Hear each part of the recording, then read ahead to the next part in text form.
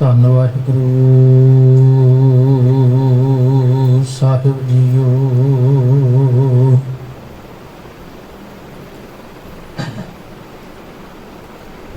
ਬਲਿਹਾਰੀ ਗੁਰ ਆਪਣੇ ਦਿਓ ਹਾੜੀ ਸਦਵਾਰ, ਜਿਨਾ ਮਾਨਸ ਤੇ ਦੇਵਤੇ ਕੀਏ ਕਰਤ ਨ ਲਾਗੀ ਬਾਰ।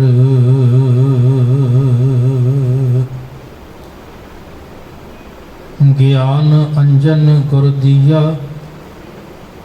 ਅਗਿਆਨ ਅੰਧੇਰ ਬਿਨਾਸ਼। ਹਰ ਕਿਰਪਾ ਤੇ ਸੰਤ ਭੇਟਿਆ ਨਾਨਕ ਮਨ ਪਰਗਾਸ।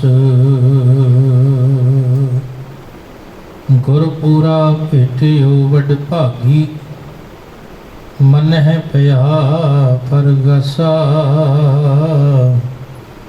ਕੋਈ ਨਾ ਪਹੁੰਚਨ ਹਾਰਾ ਦੂਜਾ, ਆਪਣੇ ਸਾਹਿਬ ਕਾ ਪਰਵਾਸਾ।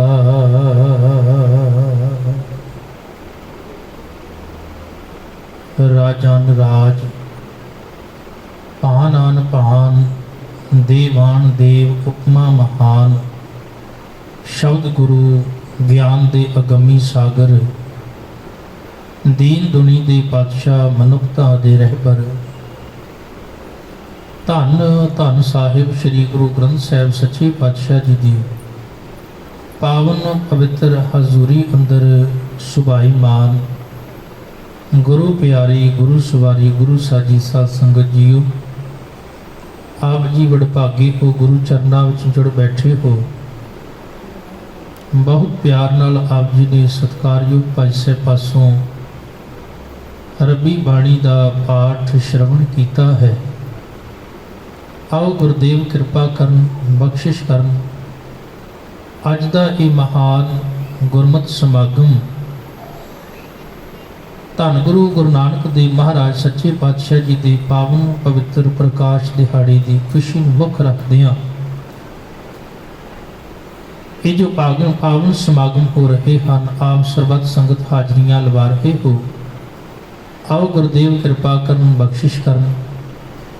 ਰਲ ਮਿਲ ਕੇ ਗੁਰੂ ਦੀਆਂ ਸਿਫਤਾਂ ਕਰੀਏ, ਗੁਰੂ ਦੀਆਂ ਵਡਿਆਈਆਂ ਕਰੀਏ, ਗੁਰੂ ਦੇ ਪਾਵਨ ਮਹਾਨ ਉਪਦੇਸ਼ ਨੂੰ ਆਪਾਂ ਵਿਚਾਰਨ ਦਾ ਯਤਨ ਕਰੀਏ। ਵਿਚਾਰ ਪ੍ਰਾਰੰਭ ਕਰਨ ਤੋਂ ਪਹਿਲਾਂ ਆਪ ਸਰਬੱਤ ਸੰਗਤ ਅਸੀਸ ਬਖਸ਼ੋ। ਬੁਲਾਓ ਅਤੇ ਵਾਹਿਗੁਰੂ ਜੀ ਕਾ ਖਾਲਸਾ, ਵਾਹਿਗੁਰੂ ਜੀ ਕੀ ਫਤਿਹ।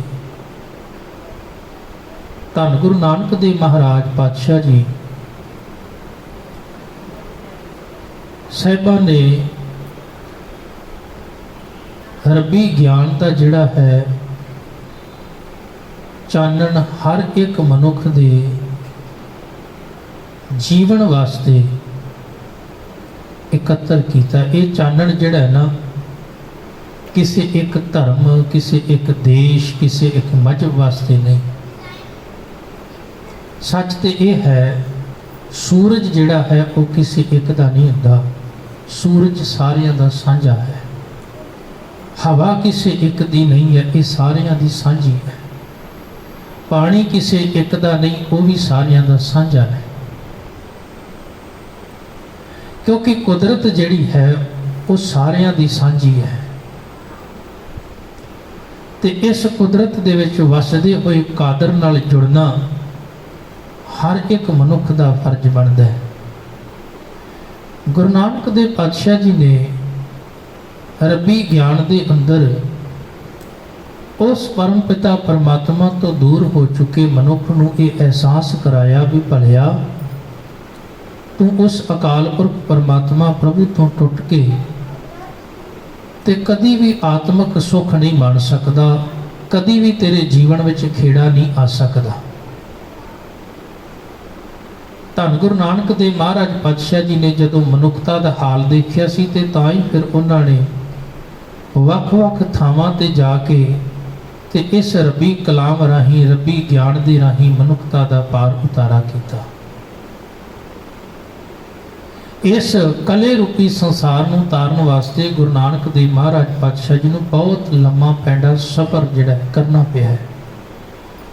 ਔਰ ਆਪਾਂ ਤੇ ਕੇਵਲ ਗੁਰੂ ਨਾਨਕ ਸਾਹਿਬ ਪਾਤਸ਼ਾਹ ਜੀ ਦੀਆਂ ਸਿਰਫ ਉਹ ਤਸਵੀਰਾਂ ਵੇਖਦੇ ਹਾਂ ਵੀ ਜਿਵੇਂ ਗੁਰੂ ਨਾਨਕ ਸਾਹਿਬ ਨੇ ਮਾਲਾ ਫੜੀ ਹੁੰਦੀ ਹੱਥ ਵਿੱਚ ਬਸ, ਤੇ ਇੱਕ ਮਾਸੂਮੀਅਤ ਜੀ ਮੁਖ ਤੇ ਵਿਖਾਈ ਹੋਈ ਹੈ। ਪਰ ਸੱਚ ਜਾਣਿਓ ਗੁਰੂ ਨਾਨਕ ਦੇਵ ਮਹਾਰਾਜ ਪਾਤਸ਼ਾਹ ਜੀ ਇੱਕ ਸੂਰਮੇ ਵੀ ਨੇ, ਗੁਰੂ ਨਾਨਕ ਦੇਵ ਪਾਤਸ਼ਾਹ ਜੀ ਦਿਆਲੂ ਵੀ ਨੇ, ਗੁਰੂ ਨਾਨਕ ਦੇਵ ਸੱਚੇ ਪਾਤਸ਼ਾਹ ਜੀ ਸਬਰ ਤੇ ਸੰਤੋਖ ਦਾ ਘਰ ਵੀ ਨੇ, ਗੁਰੂ ਨਾਨਕ ਦੇਵ ਸੱਚੇ ਪਾਤਸ਼ਾਹ ਜੀ ਗਿਆਨ ਦਾ ਜਿਹੜਾ ਮੁਜੱਸਮਾ ਵੀ ਨੇ।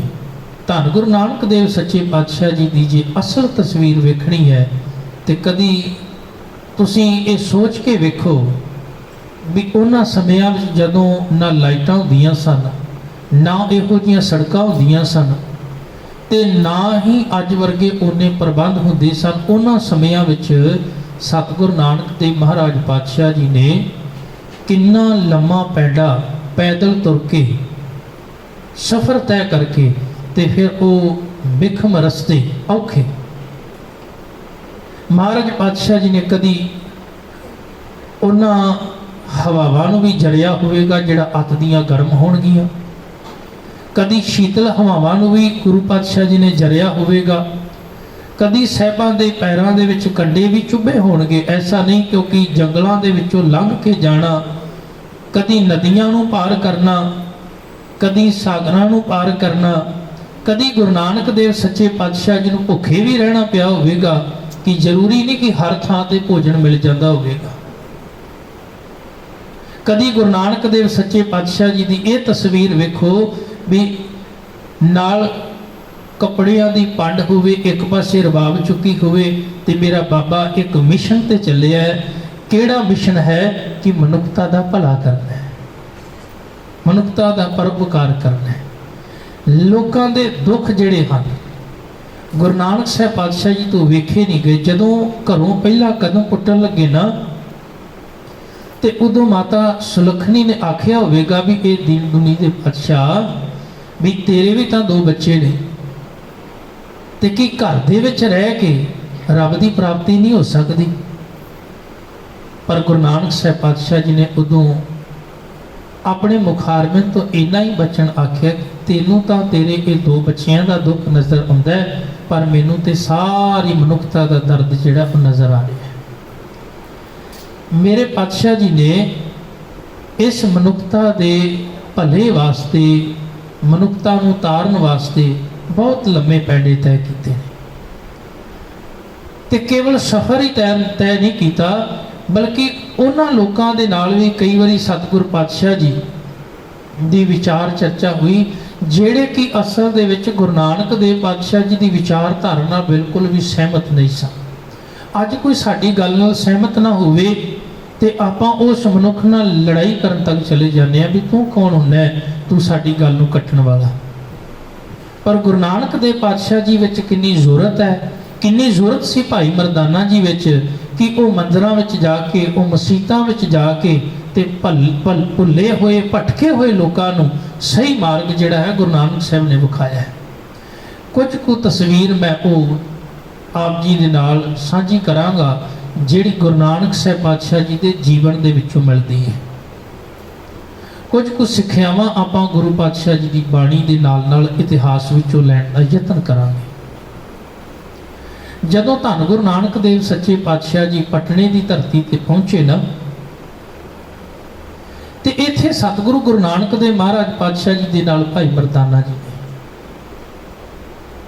ਤੇ ਗੁਰੂ ਪਾਤਸ਼ਾਹ ਜੀ ਨੇ ਵੇਖੋ ਮਨੁੱਖਤਾ ਨੂੰ ਸਮਝਾਉਣ ਵਾਸਤੇ ਕੋਈ ਨਾ ਕੋਈ ਇੱਕ ਵੱਖਰੀ ਖੇਡ ਜਿਹੜੀ ਹੈ ਗੁਰੂ ਵਰਤਾਉਂਦਾ ਹੈ ਤਾਂ ਕਿ ਮਨੁੱਖਤਾ ਨੂੰ ਉਸ ਖੇਡ ਦੇ ਰਾਹੀਂ ਸਮਝ ਆ ਸਕੇ। ਧੰਨ ਗੁਰੂ ਨਾਨਕ ਦੇਵ ਸੱਚੇ ਪਾਤਸ਼ਾਹ ਜੀ ਨੇ ਭਾਈ ਮਰਦਾਨਾ ਜੀ ਨੂੰ ਇੱਕ ਕੀਮਤੀ ਲਾਲ ਦਿੱਤਾ, ਕੀਮਤੀ ਹੀਰਾ ਕਹਿ ਲਵੋ, ਜਿਹੜਾ ਬੜਾ ਹੀ ਬੇਸ਼ਕੀਮਤੀ ਹੈ। ਯਾਦ ਰੱਖਿਓ ਇਹ ਜੋ ਪਟਨਾ ਸਾਹਿਬ ਹੈ ਇਹਦਾ ਪੁਰਾਣਾ ਨਾਮ ਪਾਟਲੀ ਪੁੱਤਰ ਵੀ ਹੁੰਦਾ ਸੀ। ਕਦੀ ਇੱਥੇ ਬਹੁਤ ਵੱਡਾ ਵਪਾਰ ਹੀਰਿਆਂ ਦਾ ਵਪਾਰ ਵੀ ਹੋਇਆ ਕਰਦਾ ਸੀ। गुरु नानक देव सच्चे पातशाह गए तो भाई मरदाना जी को आखिया भी आ लाल आ कीमती हीरा लैके जाओ तो इहदी कीमत लवा के आओ। पर एक गल याद रखियो, इहदी कीमत जिहड़ी है वो बेशकीमती है, एक मामूली नहीं है। हुण भाई मरदाना जी ने गुरु का हुक्म है तो वो बाजार दे विच मार्केट दे विच गए तो जाके जिवें ही पहला एक मनुख नूं आखिया भाई आ जिहड़ा कीमती चीज़ है ये मेरे गुरु ने मैनू दिती है तो ये दे के मैं कुछ लेना चाहुंदा वा। हुण जे सामने सब्जी वाला है तो ये कहता भी कुछ किलो सब्जी लै जा, वेखण नूं पत्थर है, वो कहता बड़ा खूबसूरत है, बहुत खूबसूरत है। वो आखदा भी तू इहदे बदले कोई सब्जी लै जा, घर में मेरे बच्चे खेडणगे, सोहना पत्थर है, खूबसूरत है।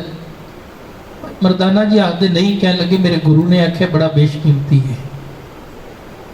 अगे गया लकड़ा वाला है, वो आखदा वो कुछ लकड़ा लै जा।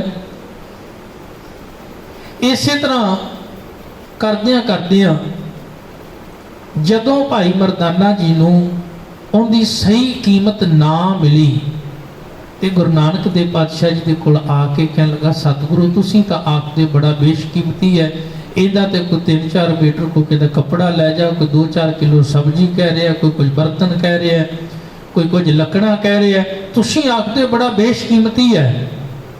हुण गुरु नानक देव पातशाह जी ने उस समय भाई मरदाना जी नूं आखिया भी तू सालसराय जोहरी करके, एक जोहरी सी सालसराय साहब आखदे तो उहदे कोल इस नूं लैके जा। जदों भाई मरदाना जी लैके गए तो सालसराय जोहरी ने जदों वो वेखिया तो बड़ा हैरान होया तो उन्हें एक थैली कढ़ी, पैसियां दी थैली कढ़ी तो वो थैली फड़ा के भाई मरदाना जी नूं ते उस हीरे की परिक्रमा की ते नाल ही ये बचन आख्या भी ये तेनों किने दिता है। तो भाई मरदाना जी ने आख्या भी ये मेरे सतगुरु धन गुरु नानक देव पातशाह जी ने दिता है। अगों सालसराय जोहरी ने आख्या भी जेड़ी आ मैं तेनों थैली दी है ना, ये कीमत नहीं, ये भेटा है, क्योंकि जिन्नी इहदी कीमत है वो मैं दे नहीं सकता, ये सिर्फ भेटा है। हुण गुरु नानक देव सच्चे पातशाह जी ने आखिर इन्नी बेशकीमती चीज़ दी सी ते उहदा कारण भी होवेगा कुछ ना कुछ। हुण सालसराय जोहरी मन दे विच ये विचार बनाउंदा है भी क्यों ना मैं ऐसे पुरख दे दर्शन करां जिंदे कोल इन्ना बेशकीमती हीरा है। तो वो चल के गुरु नानक साहब पातशाह जी के चरणों में आ गया। सालसराय जोहरी भाई मरदाना जी के नाल मत्था टेकिया आके ते सतगुरु पातशाह जी के दीदार करके निहाल होया। धन गुरु नानक देव सच्चे पातशाह जी ने पूछया भाई तू कौन है? कह लगा सतगुरु मैं जोहरी हाँ, सालसराय जोहरी। गुरुदेव आखदे जोहरियां दा काम की हुंदा है? कह लगा सतगुरु हीरियां दी परख करना, हीरियां दा व्यापार करना। सतगुरु पातशाह जी ने आख्या कह लगे वेखण विच लगदा नहीं। हुण सालसराय जोहरी थोड़ा हैरान होया, कह लगा इहदे विच शक वाली कोई गल नहीं, मैं जोहरी हाँ, तुसी कोई भी हीरा मेरे हाथ से रख दो मैं उस वेले वेख के दस देना है असली है कि नकली है। मैनू इन्ना तजर्बा है हीरियां दा, मैं वेख के दस दांगा असली है कि नकली, इन्ना तजर्बा है मैनू। धन गुरु नानक देव पातशाह जी आखदे मैनू लगदा नहीं, क्योंकि तेरे कोल एक बेशकीमती हीरा है ते उस हीरे दी तू संभाल कीती होवे, मैनू लगदा नहीं। भाई मरदाना जी वेख के हैरान। सतगुरु धन गुरु नानक देव सच्चे पातशाह जी ने जदों ये बचन आखे भी तेरे कोल एक बेशकीमती हीरा है पर मैनू लगदा नहीं तू इस हीरे दी कदर कीती है, इस हीरे दी संभाल कीती होवेगी, क्योंकि लोग अक्सर हीरियां नूं संभाल के रखते हैं। हीरे आम बाजारां दे विच नहीं वेखे जाते, उन्हां नूं जदों भी रखिया जाता है लॉकर दे विच रखिया जाता है, क्योंकि बहुत कीमती हुंदे ने। ते जिन्नी ज़्यादा बेशकीमती चीज़ होवेगी उन्नी ज़्यादा संभाल होवेगी। हुण असीं भी वेखदे हां लोहे की किन्नी कोई बंदा संभाल करता है, पर सोने की वेखो किन्नी संभाल करता है। हीरे की उस तो भी ज़्यादा संभाल है। हुण सतगुरु पातशाह जी ने आख्या भी तेरे कोल एक बेशकीमती हीरा है, पर मैनू नहीं लगता भी तू उस हीरे की कदर करदा है, उसकी संभाल करदा है। हुण अगों सालसराय जोहरी आखदा भी सतगुरु वो किहड़ा हीरा है? पातशाह जी ने आख्या मनुखा जीवन का हीरा, मनुखा जीवन का हीरा। और ये बार बार नहीं मिलता। दुनियावी हीरे तो कई बार मनुख संसार के अंदर कह लगे दौलत दे के खरीद भी लेंदा है, वेच लेंदा है, फिर खरीद लेंदा है, पर ये एक बारी जदों कह लगे गवाच जाए दोबारा फिर खरीदिया नहीं जा सकता। एडा अमोलक ये हीरा है। सतगुरु पातशाह जी आखते ने इस हीरे की हालत पता तू की कीती है? गुरु पातशाह जी का एक पावन बाणी अंदर बचन है गुरु नानक साहब का। गुरुदेव आखते ने रैन गवाई सो एक है, दिवस गवाया खाए, हीरे जैसा जन्म है कौड़ी बदले जाए। गुरु नानक साहब आखते भाई तो इस हीरे की की हालत की है? पातशाह जीओ मैनू समझ नहीं आई, मैनू समझाओ। गुरुदेव आखदे ये मनुखा जीवन एक हीरा है तेनू मिलिया है, और इस हीरे की तू की कीमत पाई है? सच जानियो गुरु नानक देव पातशाह जी ने अज पहली बार मनुखता नू इस कीमती हीरे बारे दसिया। नहीं तो दुनिया दे विच मनुख दुनियावी हीरियां दा व्यापार ते करदा है, दुनियावी हीरियां दी संभाल ते करदा है, पर सब तो अमोलक हीरा जिहड़ा सानू सारियां नू मिलिया। और याद रखियो मैं कहना जदों कोई मनुख नू ये महसूस होंदा है, डॉक्टर जदों ये कहंदे ने ना बई हुण ये साडे वस दा नहीं रहा, इहनूं लै जाओ, एक पासे उस मनुख नूं रखो तो वह आखेगा जिंदगी की सारी दौलत एक पासे रख लो तो मैनू जिंदगी दे दिओ। याद रखियो सारी जिंदगी की कमाई कोई दौलत भी एक पासे रख दिओ तां भी वो जीवन नहीं मिल सकता कि ये हीरा मिल जाएगा। सारी जिंदगी की दौलत, सारी जिंदगी की छड्डो, सारे संसार की दौलत एक पासे रख दिओ ते कह दिओ भी मैनू ये मनुखा जीवन का हीरा दोबारा दे दे, कभी भी नहीं हो सकता। महाराज आखदे इहदी तो की हालत कीती है? रैन गवाई सोई कह, दिवस गवाया खाए, रात ते तू सौ के बतीत कर देना। और सच है मनुख की अद्धी जिंदगी जिहड़ी है वो सौण विच लंघ जाती है। साडी जिंदगी का अद्धा समा मान लो किसी मनुख की 60 साल उम्र है ना तो 30 साल वो सौ के गुजार दिंदा है, सुत्तियां लंघ जाती है। हुण गुरु नानक साहब आखदे रैन गवाई सोए कह, जिंदगी की रात तू की कर रहे हैं? सौ के बतीत कर रहे हैं। हुण सौना भी जिहड़ा है दो प्रकार का होंदा है। एक सौना किहड़ा भला? एक सौना वो है जिहड़ा आपां रात नूं रेस्ट करते हैं, नींद लेंदे हैं, वो बहुत जरूरी है। डॉक्टर भी कहते हैं भी 6-7 घंटे तेरे शरीर वास्ते बहुत जरूरी है सोना है। पर एक नींद वो है अखां तां खुलियां ने पर अखां नाल वेखना की है इस गल का ज्ञान नहीं। एक सौना वो है जुबान ते बोल रही है पर जुबान तो बोलना की है उस बारे ज्ञान नहीं। कन्न तां सुन रहे ने पर असल में सुनना की है उसका ज्ञान नहीं। इस करके कन्न भी सुते हुए ने, अखां सुतियां, जुबान सुती हुई है, हथ सुते ने। क्यों? क्योंकि हत्थां नूं पता नहीं भी हत्थां दा असल काम की है। हत्थां नाल परोपकार करना है, भला करना है। अजे ते तू लोकां दीयां जेबां ही वड्डणे हत्थां दे नाल। इन्हां कदमां दे नाल चल के जाना कित्थे है? जे इन्हां कदमां नूं नहीं पता तो समझ सुते हुए ने, फिर ये जागे ने। जागे होंदे तां फिर ये कदी शराबखाने पब्बां ते क्लबां विच ना जांदे, ये फिर गुरु के चरनां विच आके बैठते, गुरु के चरनां विच आंदे, चंगे लोकां कोल जा चल के जांदे, भले लोकां कोल चल के जांदे। तां सोना भी दो प्रकार का है। गुरु नानक साहब आखदे वेख तेरी जिंदगी की रात किवें बतीत हो रही है? सौ के रैन गवाई सोए कह, दिवस गवाया खाए। ते जिंदगी का दिन जिहड़ा है वो तू खा के गवा छड़ना। दुनिया के भांत भांत के पदार्थ उधर ही चित लगा रहिंदा है। आ भी खा लवां, आ भी खा लवां, आ बना लवां, आ खा ला, आ बना ला, आ खा लवां। बस खाण अते सौण दे विच जिंदगी जिहड़ी है बतीत हो रही है। हीरे जैसा जन्म है, ये जन्म हीरे वर्गा मिलिया है।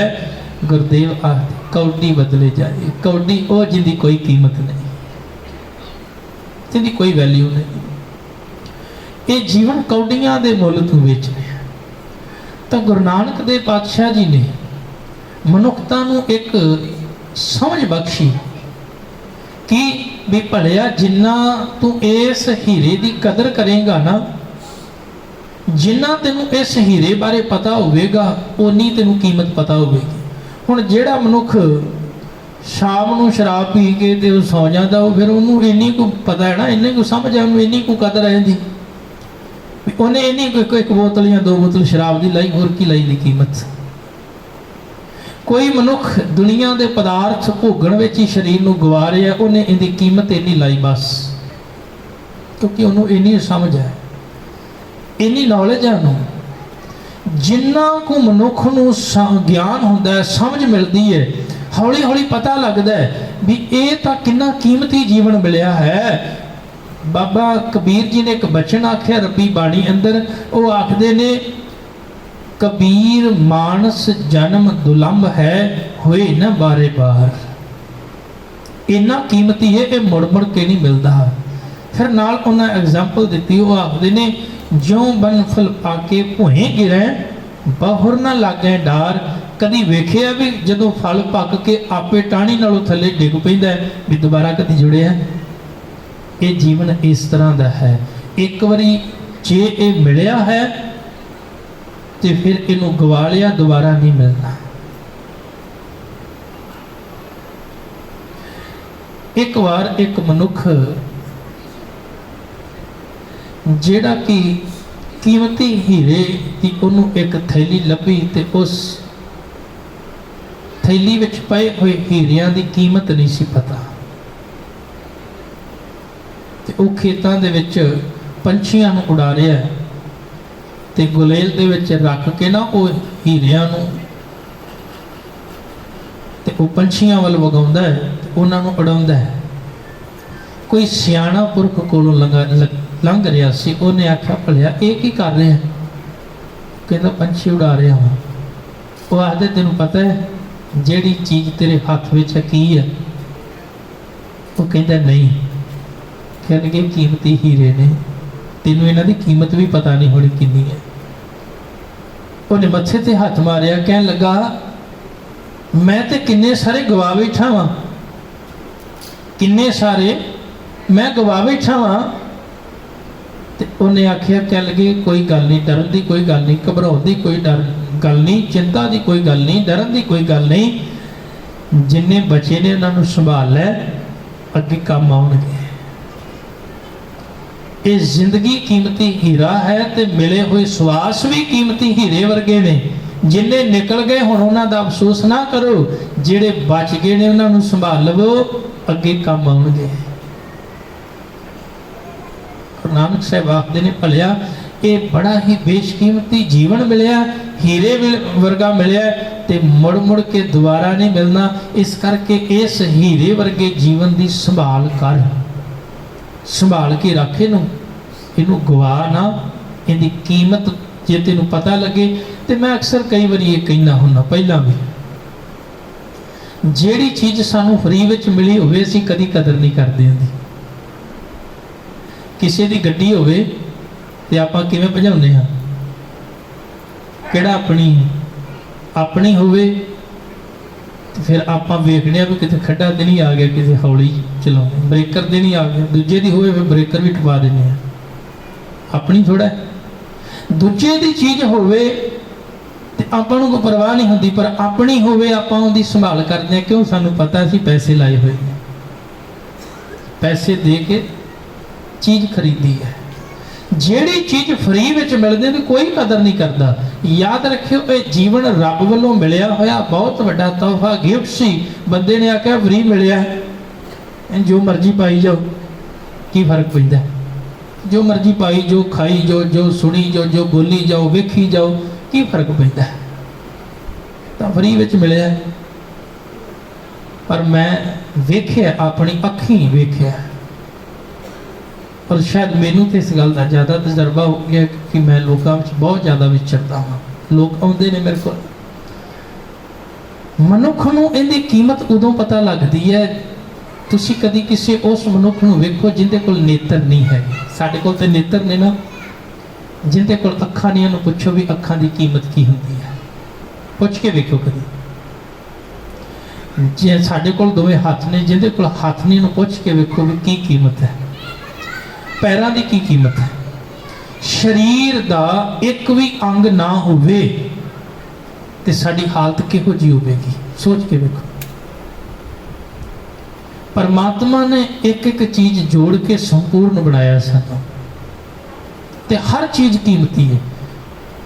दुनिया दे अंदर कोई ऐसी मशीन नहीं या कोई ऐसा यंत्र नहीं, कोई ऐसा डॉक्टर नहीं भी सानू वो चीज दोबारा दे देवे। भावें कि अज जिन्ना मर्जी विज्ञान ने तरक्की कर ली होवे, पर डॉक्टर अख तो भावें नवी पा देगा, पर अख च जोत नहीं पा सकता। इन्नी समर्था डॉक्टर कोल भी नहीं, इन्नी ताकत नहीं है। देखो एक शरीर विचों दूजे शरीर विच भावें ओ किसी अंग नूं कढ के पा देवे, पर उहदे विच समर्था नहीं है भी उन्होंने उस वर्गा ही बना देवे जिहो जिहा अकाल पुरख ने बनाया है।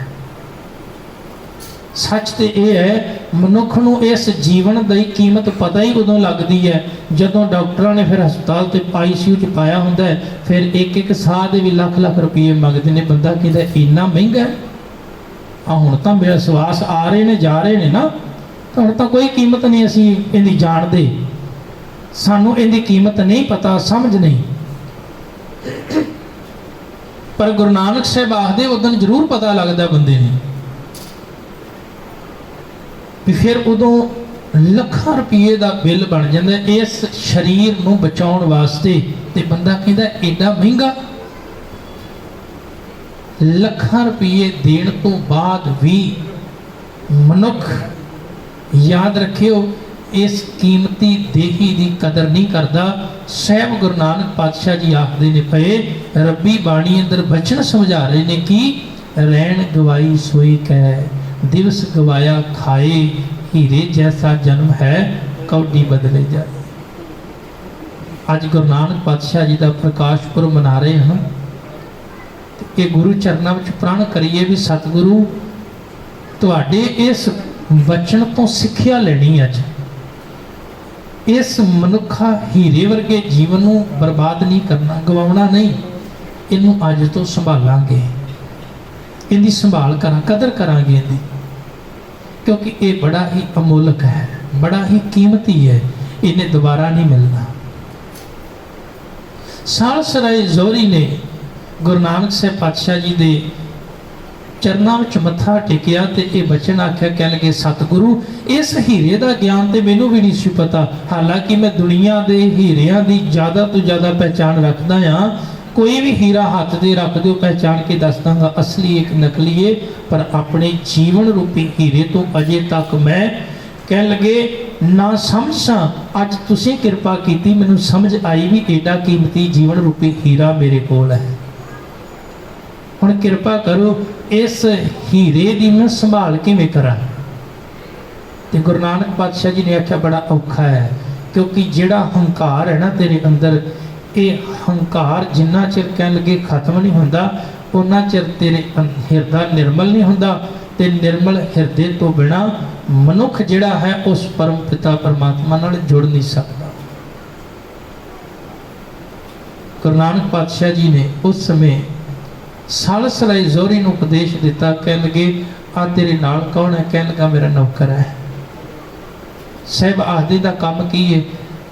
सालसराय जोहरी आखदे दा काम इन्ना है जदों मैं घरों तुरन लगदा ये मैनू मेरे कपड़े प्रेस करके कह लगे भाव मेरे कपड़े जिहड़े है तैयार करके मैनू दिंदा है, धो के कपड़े ने रखे होंदे, मैं जाना होंदा कपड़े पा के जाना, घर आउना भोजन तैयार करके रखदा है, फिर मैं भोजन ਸਕਦਾ ਵਾਂ।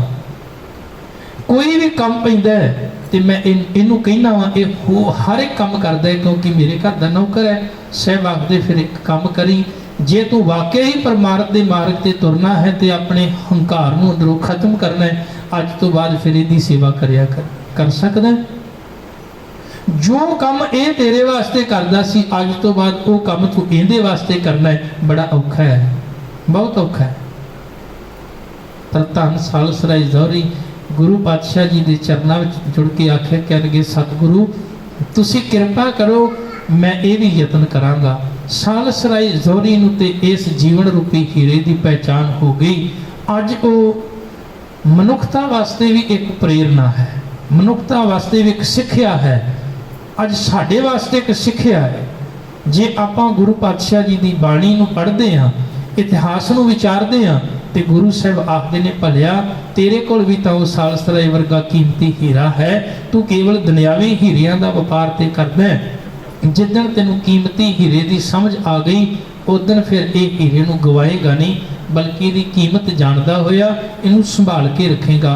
आओ गुरु साहब कृपा करन, बख्शिश करन, गुरु नानक पातशाह जी की पावन बाणी पावन उपदेश नूं जीवन दे विच धारण करिए।